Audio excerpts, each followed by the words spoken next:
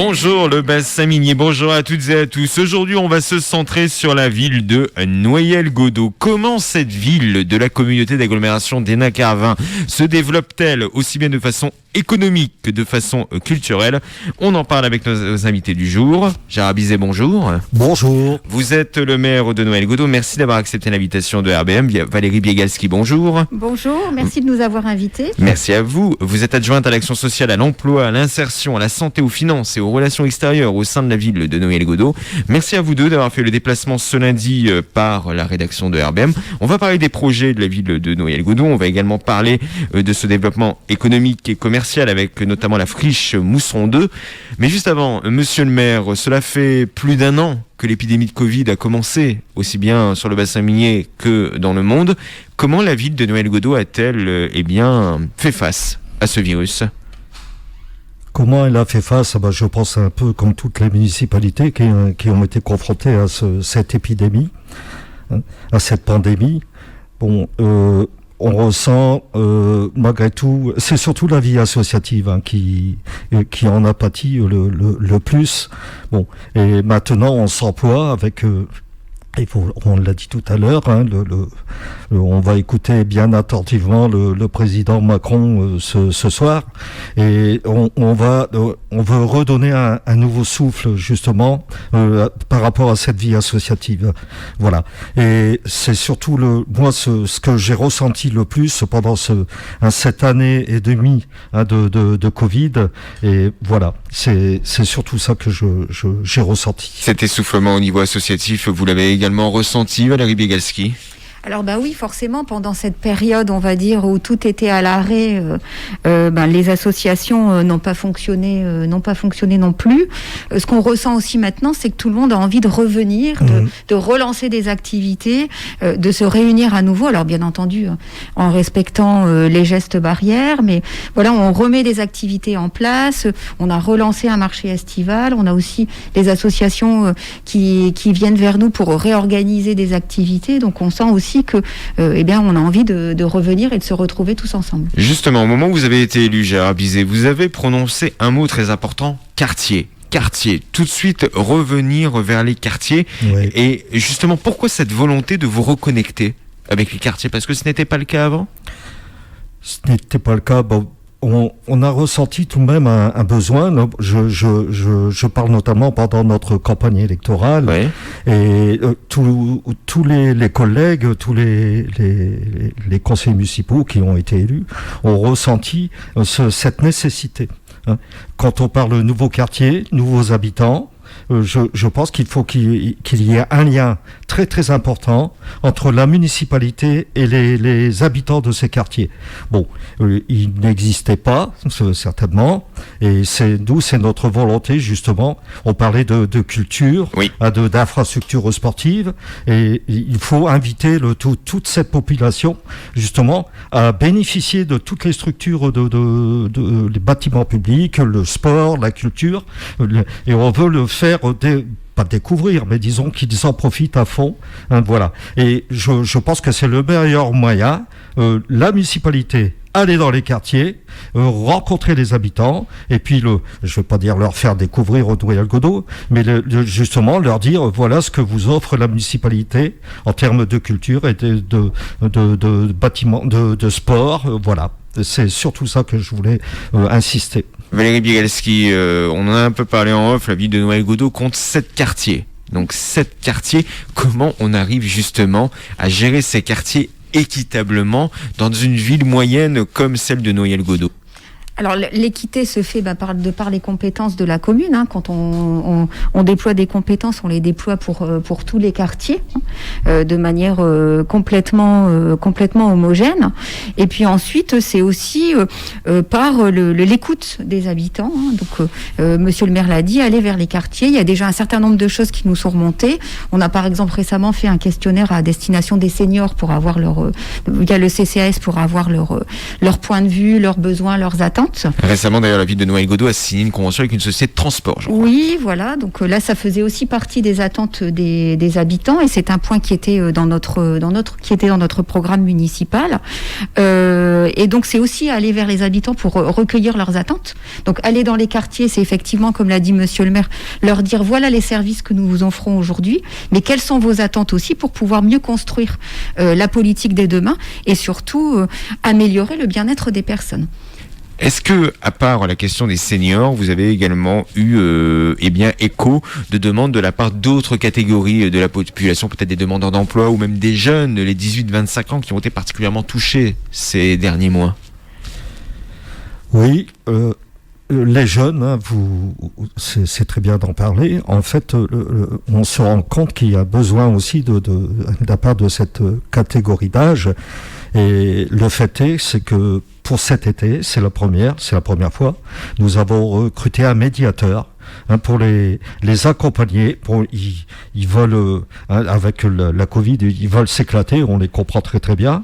Donc on a pris la décision avec le conseil municipal de recruter un médiateur, je viens de le dire, et que ça se passe très très bien.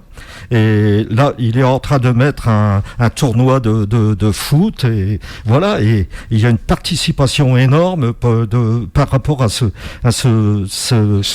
projet que nous avons mis en place. Donc ça veut dire que ce médiateur, il va avoir pour rôle de développer justement des événements en lien avec la jeunesse sur la commune de Noël-Godault. C'est bien ça? Voilà, oui, à tel point que dans très peu de temps, il va y avoir un championnat interquartier. Ouais, on y revient. De football, oui.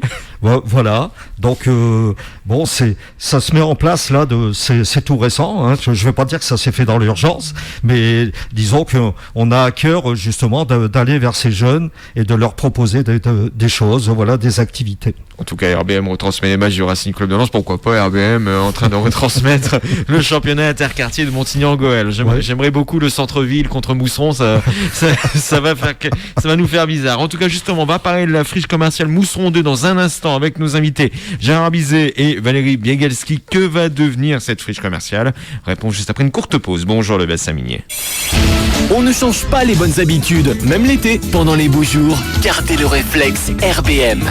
Vous êtes toujours dans la matinale de RBM. Gérard Bizet, maire de la ville de Noël-Godault, est notre invité, tout comme Valérie Biegalski, adjointe au maire chargée de l'action sociale, de l'emploi, de l'insertion, de la santé, des finances, mais également des relations extérieures. J'espère que j'ai rien oublié, donc... Non, c'est bon. C'est bon. Donc, on va évoquer un autre sujet que nous n'avons pas oublié ce matin. C'est la friche commerciale Mousseron 2. C'est une friche, donc, qui est un peu laissée à l'abandon depuis plusieurs mois. Et là, depuis quelques semaines, il y a des travaux de requalification qui ont commencé, donc, sur cette friche commerciale. Pourquoi, justement, monsieur le maire, est-ce qu'il y a un projet bien défini derrière ces travaux ayant commencé?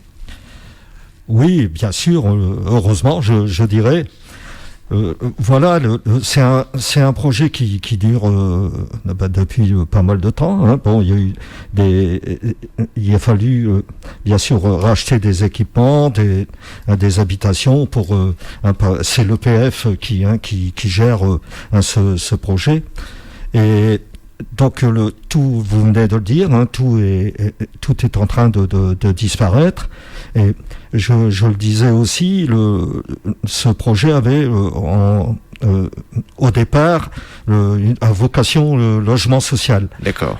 Mais depuis quelques années, la commission permanente du conseil municipal avait décidé de changer, je dirais, de fusil d'épaule et d'abandonner cette vocation logements sociaux pour justement un projet qui maintenant va commencer à prendre jour. Pourquoi cet abandon? Parce qu'il y a eu des consultations? Parce qu'on a demandé l'avis à la population et cette dernière n'était pas trop chaude? Non, nous avons d'autres projets d'urbanisme sur la ville et nous avons pensé que voilà, ça suffit.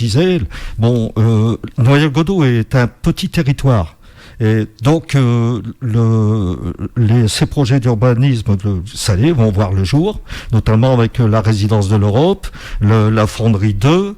Donc, c'est, si je me souviens bien, 400 logements. Donc, on a trouvé que ça suffisait et que il était bon maintenant de voir autre chose que sur cette friche Mousseron. Alors justement, la friche Mousseron 2, pour ceux qui ne la voient pas, c'est une zone commerciale, une petite zone commerciale sur la route donc de Flers en Escrobieux. Non loin de là, il y a un rond-point, donc le rond-point très connu de Noël Godot. Et de l'autre côté de ce rond-point, il y a d'autres bâtiments commerciaux. Est-ce que justement cette friche, ça va être un copier-coller de ce qu'on observe de l'autre côté du rond-point, là où on a des établissements pour les citer, Bureau Vallée, Nage des Stockages ou même Basic Fit? Oh non, pas du tout. Pas du tout. Et je voudrais laisser le soin à Valérie d'en parler. Valérie, je disais, il y a quelques années, était pratiquement l'instigatrice de ce projet. C'est vrai. Ouais. Donc vous êtes un peu la maman de ce projet, Valérie Degalski. Oui, c'est son bébé. Oui, voilà. On pourra dire ça lorsqu'il aura bien vu le jour. Mais donc effectivement, alors, il y a aussi l'emplacement stratégique c'est de cette friche.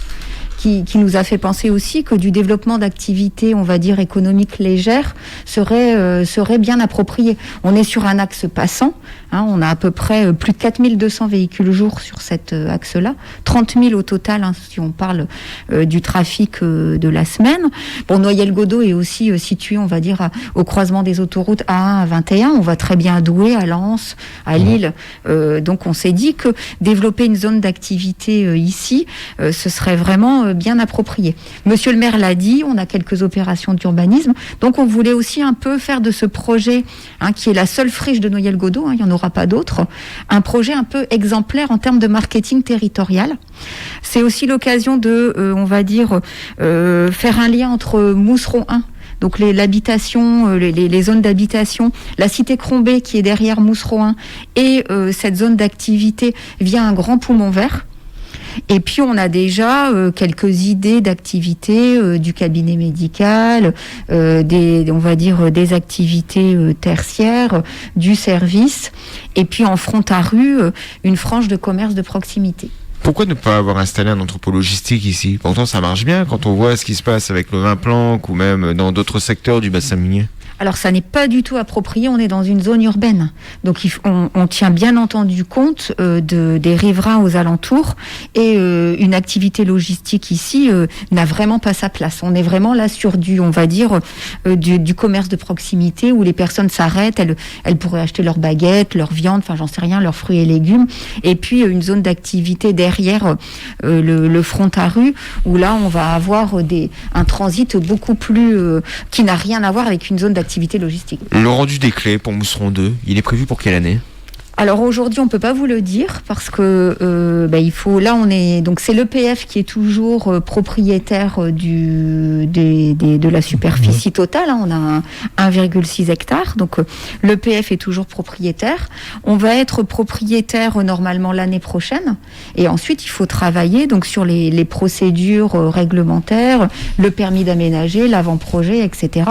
Donc c'est quand même un projet qui va s'étaler sur plusieurs années. Donc la date pour Mousseron 2 n'est pas encore déterminée, mais est-ce qu'il y a d'autres projets qui sont en train de voir le jour, monsieur le maire et madame l'adjointe, pour Noyelles-Godot d'ici 2022-2023?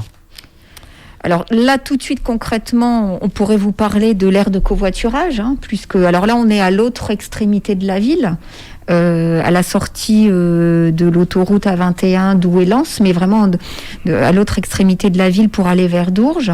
Donc là, on est en train de développer une aire de covoiturage. C'est la première aire de covoiturage sur le territoire Hénin-Carvin. Si on exclut celle qui est installée sur le parking du centre commercial Auchan. Et donc c'est une aire qui a été détectée dans le schéma interdépartemental des aires de covoiturage du Pas-de-Calais et du Nord comme aire structurante. D'ailleurs, on avait, on va dire, une aire spontanée qui s'était formée là, et donc on la formalise par une aire de covoiturage comme il se doit. En tout cas, pour tout savoir sur ces travaux, donc n'hésitez pas à aller sur la page Facebook de la ville de Noyelles-Godot. Et d'ailleurs, monsieur le maire, sur cette page Facebook, on peut voir que la ville bouge bien, avec notamment des concerts qui sont prévus dans les prochains jours. Oui, pas plus tard que mardi, demain. Voilà, c'est ça, oui. Avec la fête nationale qui aura lieu avec un tribute à Pink Floyd, je crois. C'est bien ça, Valérie Biegalski. Oui, c'est ça, à partir de 21h. À partir de 21h, donc Sound of Floyd. Et donc, ce concert est déjà complet. Donc, on peut pas acheter de place. C'était des places gratuites. D'accord. Donc voilà, donc bien sûr avec les places limitées par rapport aux conditions sanitaires, aux restrictions sanitaires. Et bon, on s'est pratiquement fait le plein. Je pense qu'il y aurait 800 personnes. Je pense ça doit être ça. Ouais. En tout cas, n'hésitez pas, donc comme je vous l'ai dit, aller sur la page Facebook de la vie de Noël Godot. Gérard Bizet, maire de Noël Godot, merci beaucoup pour votre venue ce matin sur RBM. C'est moi qui vous remercie. Merci également à vous, Valérie Biegalski, donc adjointe au maire de Noël Godot. Bon courage pour ces projets et à très bientôt sur RBM. Merci et bonne journée à tous les auditeurs. Enfin, merci.